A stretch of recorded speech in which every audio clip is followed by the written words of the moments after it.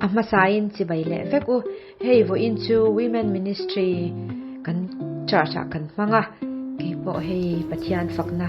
la sa in Mizo SDA church ka vatel ve ni Miswal ni na pa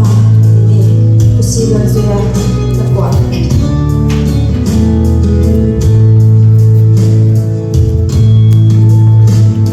Hãy subscribe cho kênh Ghiền Mì Gõ để không bỏ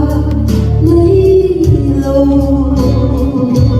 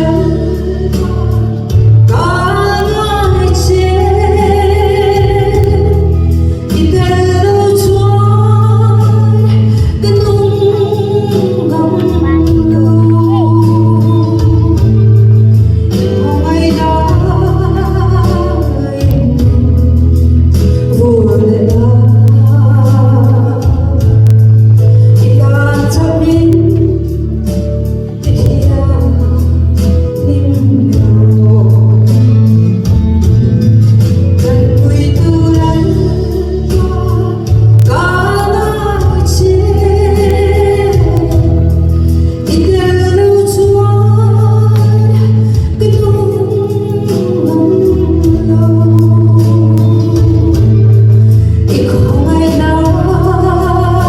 em vô lệ là ta chấp biến thì là thêm nào